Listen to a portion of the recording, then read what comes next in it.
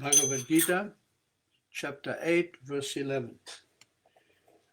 Jaya Radha Madhava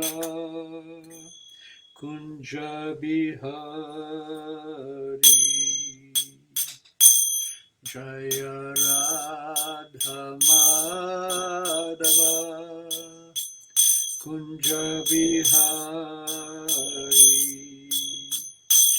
Jaya Gopi Jana Vallabha Girivaradhari Jaya Gopi Jana Vallabha Girivaradhari Yashodanandana Braja Jana Ranjana Yashodanandana Braja Jana Ranjana Jamuna Tira Vanachari Jamuna Tira Vanachari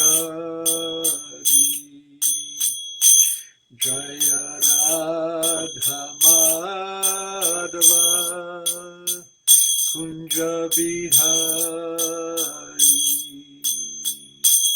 Jaya Radha Madhava Kunja Bihari Jaya Gopi Jana Vallabha Girivaradhari Gopi Jana Vallabha Girivaradhari Yashodanandana Braja Jana Ranjana Yashodanandana Braja Jana Ranjana Jamuna Tira Vanachari Jamuna Tira Vanachari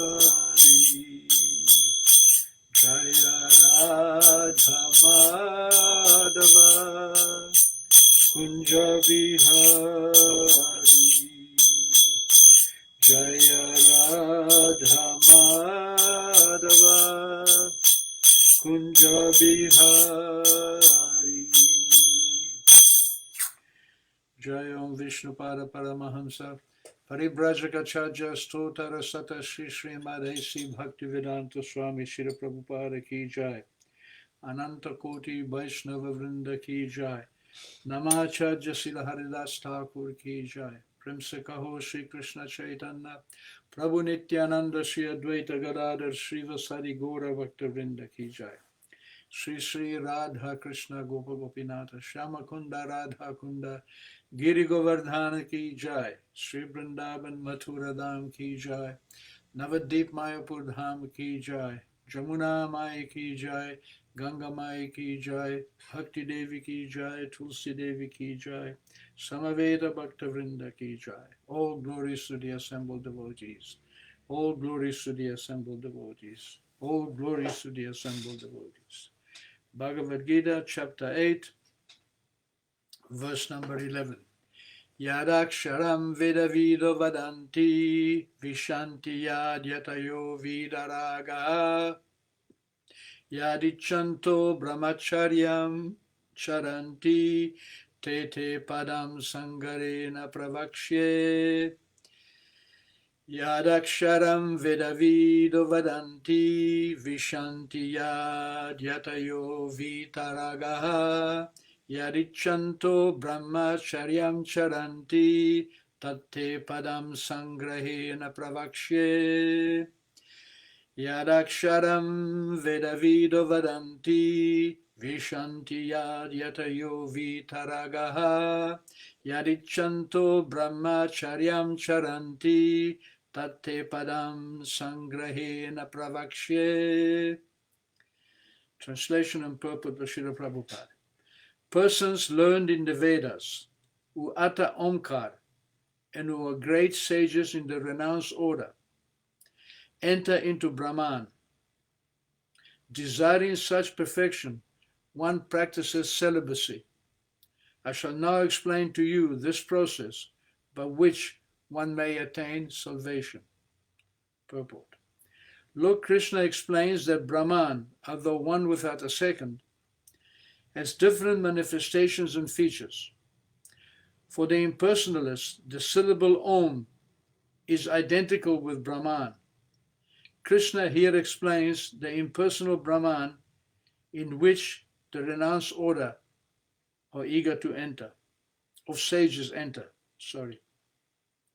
In the Vedic system of knowledge, students from the very beginning are taught to vibrate Om and to learn the ultimate impersonal Brahman by living with the spiritual master in complete celibacy. In this way, they realize two of Brahman's features. This practice is very essential for the student's advancement in spiritual life. But at the moment, such brahmachari, unmarried celibate life is not at all possible. The social construction of the world has changed so much that there is no possibility of once practicing celibacy from the beginning of student life. Throughout the world, there are many institutions for different departments of knowledge, but there is no recognized institution where the student can be educated in a brahmachari principle. Unless one practices celibacy, advancement in spiritual life is very difficult. Therefore, Lord Chaitanya has announced, according to the scriptural injunction for this age of Kali, that no process of realizing the Supreme is possible except the chanting of the holy name of Lord Krishna. Hare Krishna, Krishna Krishna, Hare Hare, Hare Rama, Rama Rama, Hare Hare. Yadaksharam Veda Veda Vadanti Vishantita Yad Vitayo Vitaragaha Yadichanto Brahmacharyam Charanti Tatte Padam Sangrahena Pravakshye. So generally speaking, according to the Vedic system, the leaders of society have to understand the nature of the living entity as a spirit soul. The mass of people may not understand. The mass of people may engage in material life, but the leaders, it is important for the leader, the king or the government head, to see all his subjects as his children. Just like a loving father, he has many children. When the children are uneducated, they play. But he knows that the children require education. And he makes arrangement at the proper time for the children to be educated and trained so they will become responsible adults. Similarly, the king understands that his subjects are spirit soul, and he arranges his administration. The whole Vedic program of administration is arranged in such a way that the leaders understand the spiritual nature of themselves and their subject and practice the spirituality and train the subject to come to the transcendental platform. Why is that important? That is important because the human life is actually meant for that. When one asks himself, what is the purpose of my life? Why did I come here? What is my duty? Where do I go after I die? Did I live before I came here? These are the real questions. Not how to fill the belly, how to enjoy sex life, how to defend, how to sleep. The animals can do that. If we simply live a life to satisfy the body, we much better do it in an animal body, because the animal is concentrated on enjoying his senses by the laws of nature. He doesn't have the capacity to hear. He doesn't have the capacity to control his senses, but a human being has. And through sense control, one can understand his spiritual nature. And what is the most powerful sense is the sense of sex enjoyment. Therefore, the leaders of society, the Brahmins and the Kshatriyas, the intellectuals, the spiritual leaders, and the administrators, the warriors and the kings, are trained from the age of 5 to go to the ashram of the Guru and practice celibacy up to the age of 25.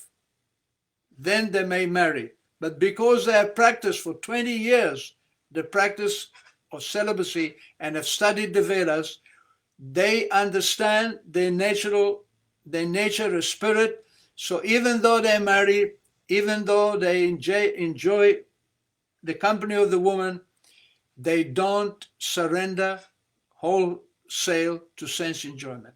They accept sense enjoyment only as much as the sense enjoyment allows them to continue their practice of spiritual realization. Therefore, you need to eat. But before you eat, you perform a sacrifice. You offer that food to God. Then the food becomes prasad. It is called yajna shishto. Yajna shishta is muchante sarvakil bishai, Krishna says. If you eat food which is offered in sacrifice, muchante sarvakil bishai, it purifies you from all sins. It purifies you from understanding that you are the body. It purifies you and it enlightens you as a spirit soul. Because if you simply cook for your own sense enjoyment, ye pachanti, yajna shishtashina shanto muchante sarvakil bishahai. Muchante tad agam papam ye pachanti atmakaranat. One who cooks pachanti atmakaranat for the sense enjoyment, for his own sense enjoyment, then he's simply eating kilbishai, sinful activities. Why? Because the food doesn't belong to us. The food belongs to God. So the whole process of sense enjoyment, the whole process of life is meant to be practiced in a connection with God, and that is called yoga, to connect with God. And this connection with God keeps us in real knowledge of understanding of a spiritual nature. So the Brahmanas and the Kshatriyas, they are sent to the Gurukul. Even Krishna and Balaram, when they came to Mathura at the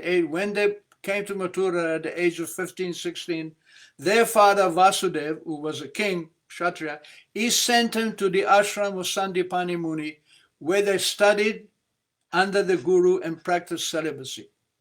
This is the process. Chaitanya Mahaprabhu also practiced celibacy. Practicing celibacy doesn't mean you have to be free from the association of women. No. Practicing celibacy means that you perform the sexual act in consciousness of Krishna. How can you be conscious of Krishna when you perform the sexual act? You can be conscious of Krishna in this way, that by performing the sexual act, I will have a child, and this child, I will take responsibility for him to train him to become your devotee, my dear Krishna. Therefore, the act of sex, the act of conceiving a child, becomes a service to God. And there is no restriction to how many children you can have, provided you perform the sacrifice before sex, which is called Garbhodan Samskar. It is the sacrifice where you invite Krishna into the process, where you take the responsibility, when you make the commitment to Krishna that I will produce a child, I will produce children, many, many children, but I will take responsibility that they are trained in spiritual life to become your devotees. Because if the parents train the children from the early babyhood to become devotees, automatically the child's spiritual nature becomes manifested. Therefore, if you look at Lord Chaitanya Mahaprabhu, who was himself a very renowned sannyasi, before he became a sannyasi, he also married. He married twice. His first wife was Lakshmi Priya. She died, and his second wife was Vishnupriya. At the request of his mother, he became a householder. If you look at all his associates, most of them were married. Very few were sannyasis. Lord Nityananda had 2 wives. Lord Nityananda married 2 sisters, Vasudha and Janavi. And from Vasudha, he had a son, Virabhadra. So, the associates of Chaitanya Mahaprabhu were not in any way restricted from making spiritual advancement because they were householders. In fact, once in Jagannath Puri, Lord Chaitanya, he called his associates, his householder associates, and he said, my dear devotees, you're all householders, from each of you I want 1 lakh. And they said, we are poor Brahmins, mostly we don't have that kind of money. He said, no, it's not a lack in money. I want 1 lakh of the holy names every day from you.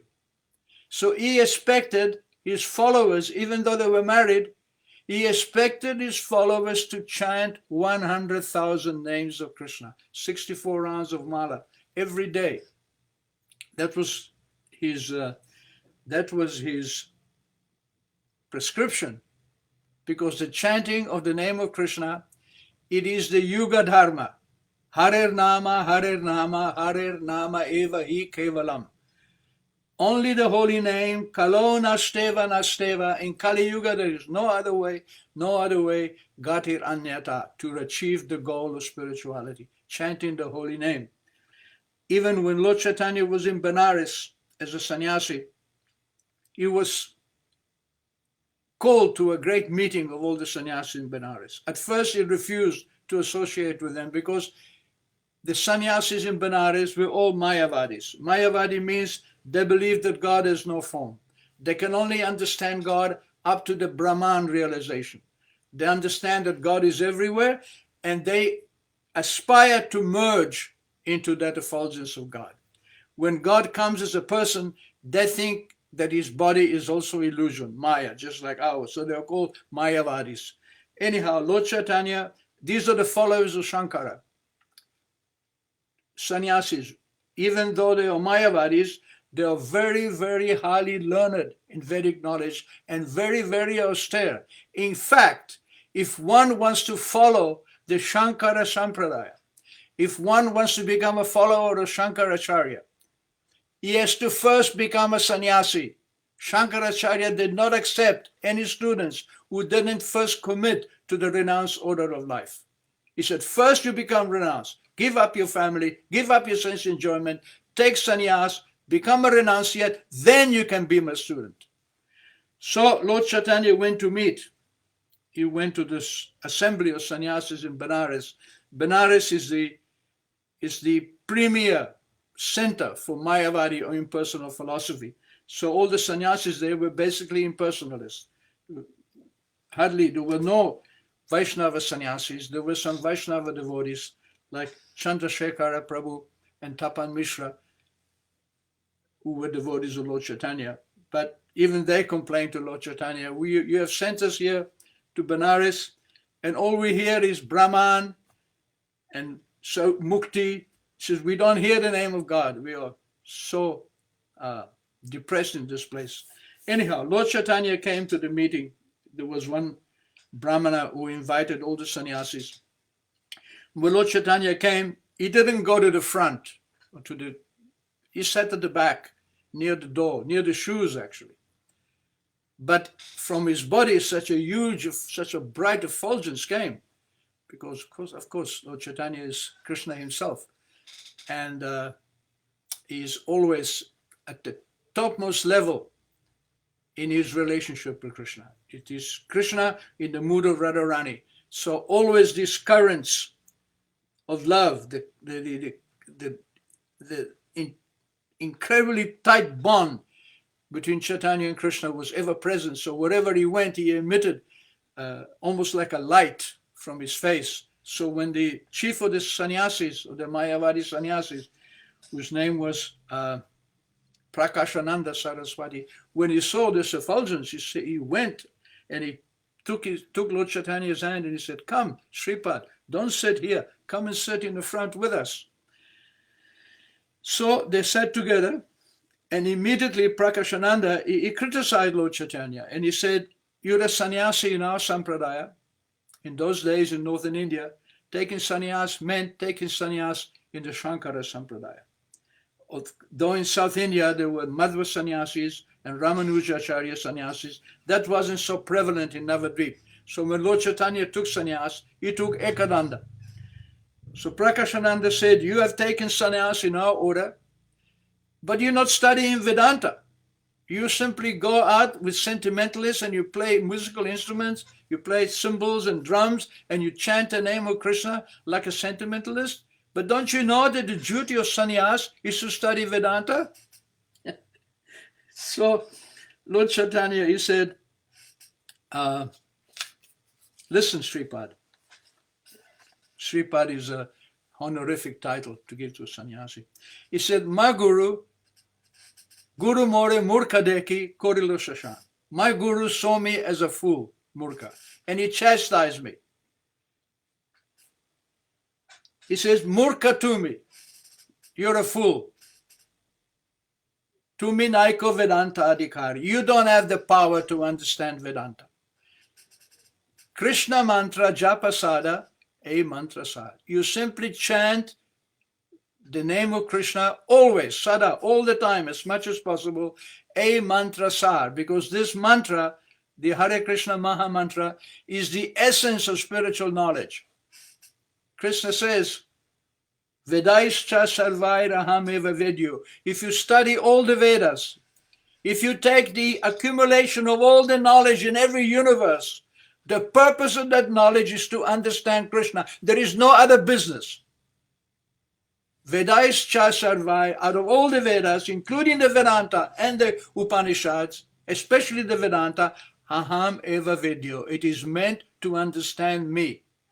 Actually, Krishna says, Vedanta Krid, I compiled the Vedanta. I wrote the Vedanta by empowering Vyasadeva. Vedavid, I am the knowledge of the Veda. Eva Chaham, that is me. So that is the purpose of life, is to dovetail all our activities for the pleasure of Krishna. So,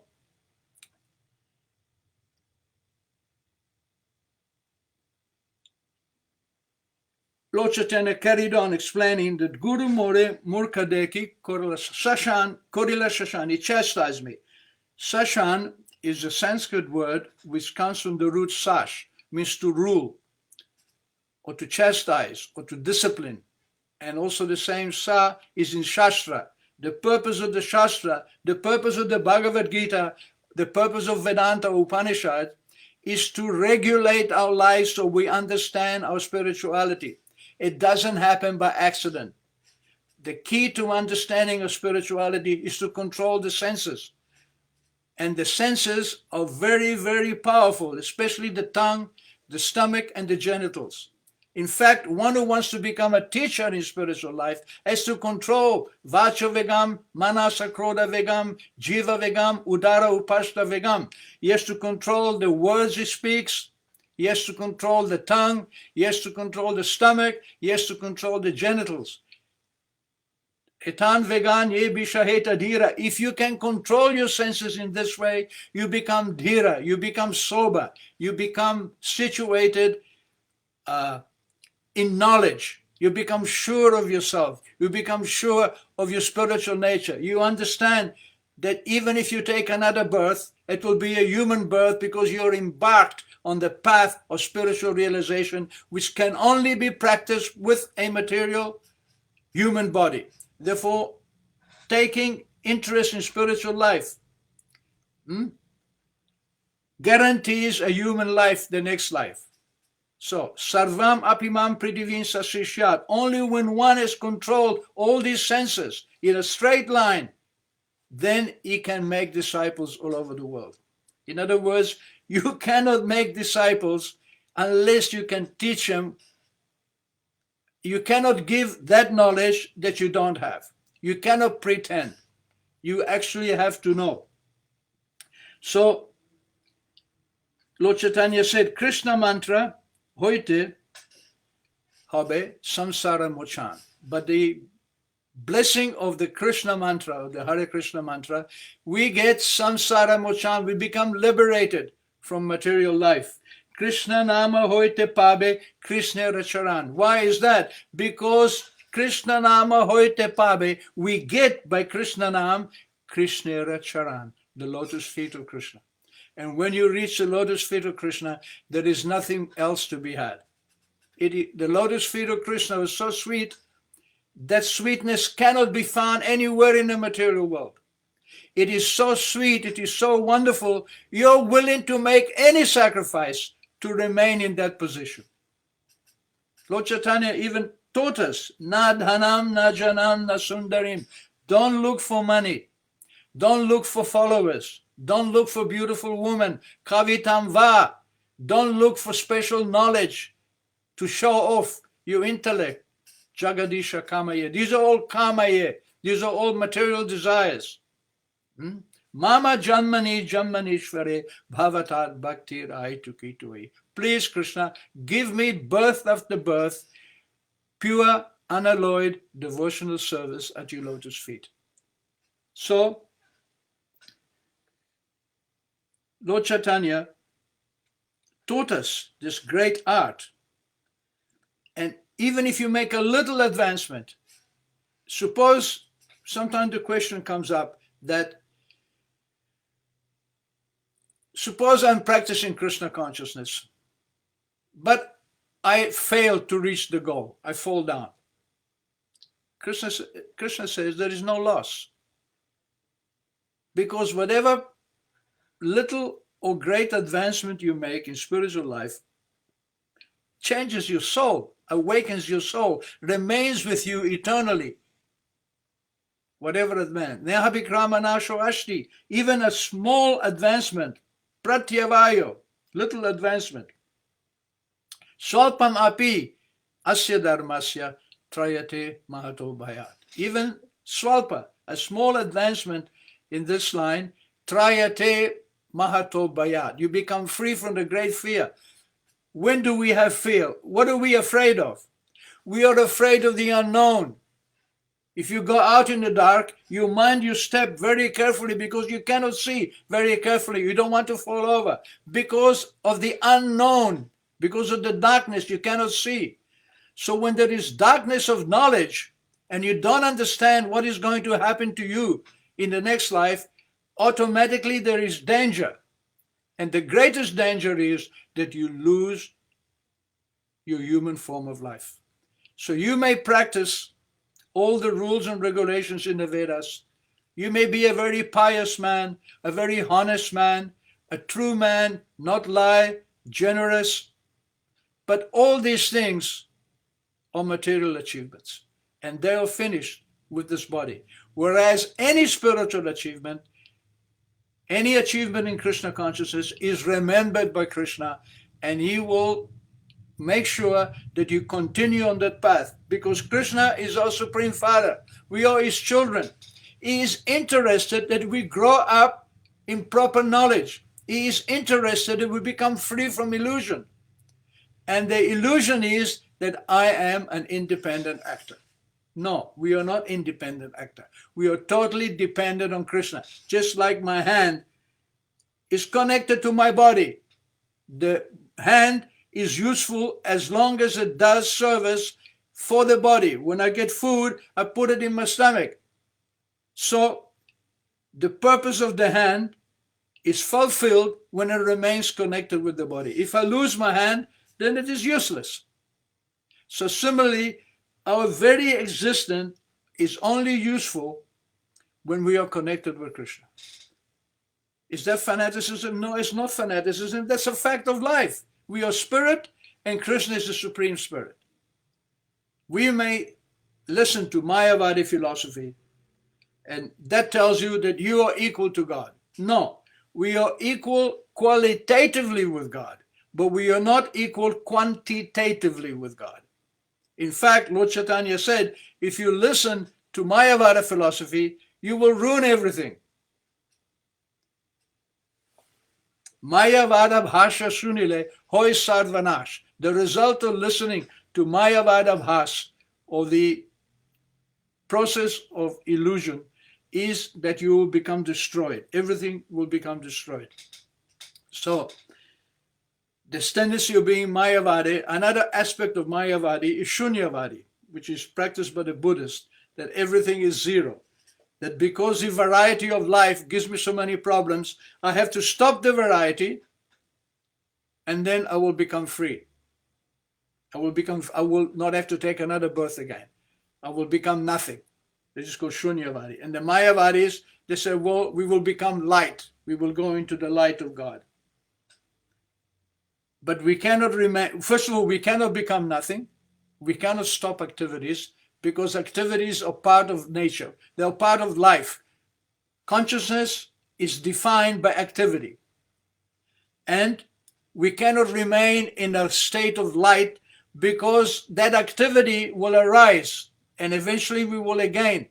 We may be in the light, a particle in the Brahmajyoti, in the great light of the spiritual sky, but after some time, let it even be millions and millions of years, we will begin, the soul will begin to vibrate.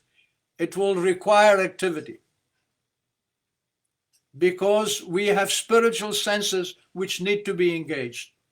So Krishna is saying, do whatever you want to do, but do it for me.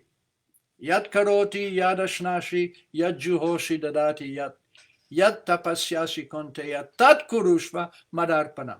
Whatever you do, whatever you offer in sacrifice, whatever you give in charity, whatever austerities you perform, whatever knowledge you want to get, do it, but do it for me. So this is Krishna's advice. This is called Bhakti Yoga, or the connection in loving mood with Krishna. It becomes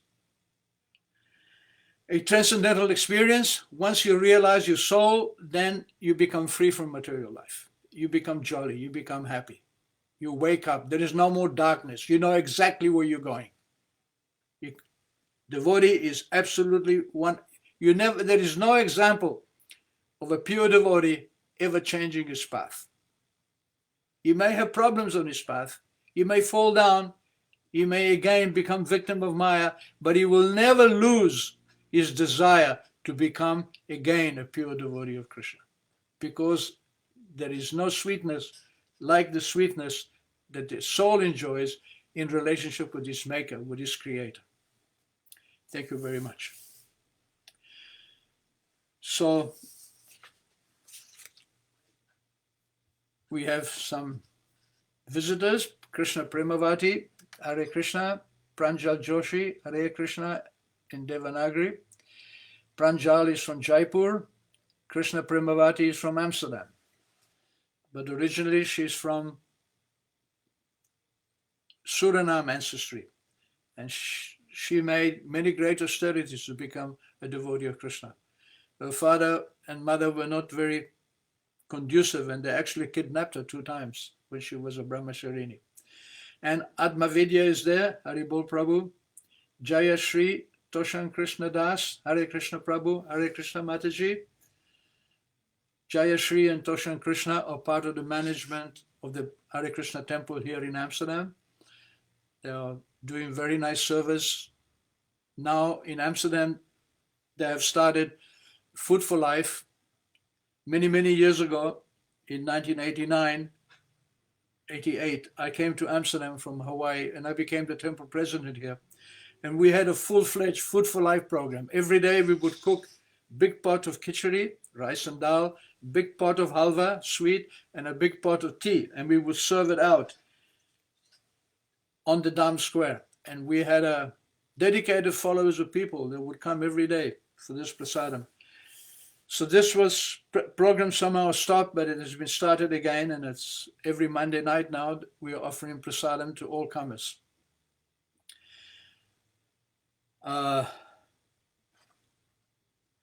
Good. So there is no questions. I thank you for participating, and we will meet you again next Wednesday for the Gita class at 7 o'clock. Dandavats, Haribo.